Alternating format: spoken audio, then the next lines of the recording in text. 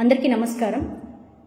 పులివెందుల పులి సింహం సింగిల్గా వస్తుంది అని చెప్పుకుంటున్న పులివెందుల పిల్లి ఈరోజు ఏదో కొన్ని కారుకూతలు కూసింది మన డిప్యూటీ సీఎం శ్రీ పవన్ కళ్యాణ్ గారి గురించి.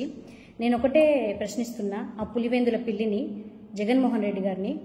నువ్వు పోటీ చేసిందేమో 175కి 175, కానీ గెలిచింది పట్టుమని 10.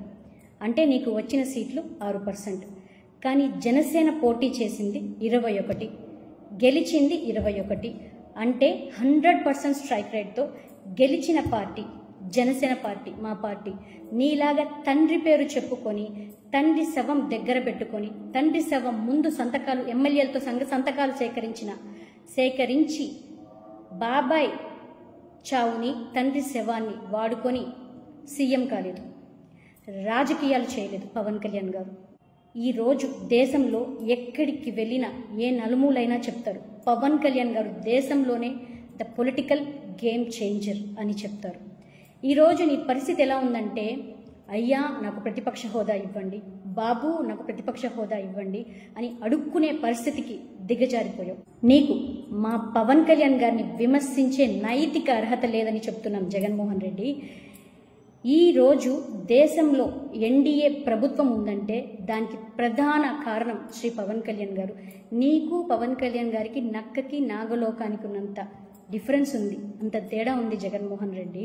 నువ్వు తండ్రి ఫోటో, తండ్రి పేరు పెట్టుకొని పార్టీ పెట్టావు. తండ్రిలాగా పాలిస్తానని చెప్పి మాయ మాటలు చెప్పి గెలిచావు.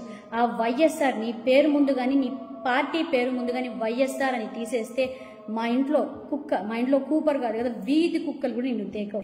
కానీ అధికారంలోకి వచ్చాక తండ్రి బొమ్మను తీసేసావు. నీ సొంత లాభం కోసం కన్న తల్లిని, చెల్లిని ఇష్టానుసారం వాడుకున్నావు. తర్వాత నువ్వు గెలిచాక వాళ్ళని కూడా మెడబెట్టి బయటికి గంటేశావు. ఇప్పుడు కనీసం నీ సొంత చెల్లెళ్ళు, తల్లి నీతో ఉన్నారా? అది చూసుకో జగన్మోహన్ రెడ్డి.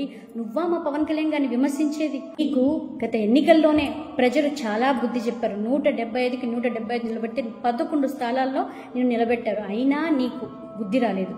నీ ఆత్మ విజయసాయి రెడ్డి లాంటి వాళ్ళు చాలా మంది నీ పార్టీ నుండి వెళ్ళిపోయారు, అయినా కూడా నీకు బుద్ధి రావట్లేదు.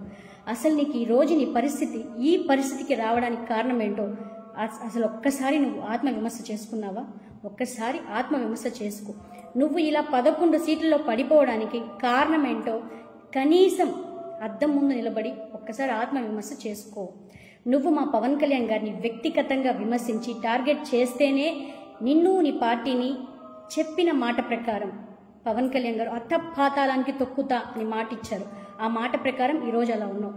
కానీ ఇంకా నీకు బుద్ధి రాకపోతే నీ పార్టీని కనీసం నెక్స్ట్ వచ్చే ఎన్నికల్లో అయినా నువ్వైనా గెలవాలంటే, మళ్ళీ చెప్తున్నా, నువ్వైనా గెలవాలంటే పవన్ కళ్యాణ్ గారి జోలికి రావద్దు. వస్తే ఇంకా నీకు, నీ పార్టీకి గుండు సున్నానే మిగులుతుంది. అందరూ నాలాగా మంచిగా పద్ధతిగా మాట్లాడరు. చెత్త మాటలు మాట్లాడడం పక్కన పెట్టు, లేదంటే మా వాళ్ళ సమాధానం కూడా చాలా చెత్తగా ఉంటుంది. వినమ్రంగా జనసేన పార్టీ తరపున తెలియజేసుకుంటున్నాను. నమస్తే. జై జనసేన, జై హింద్.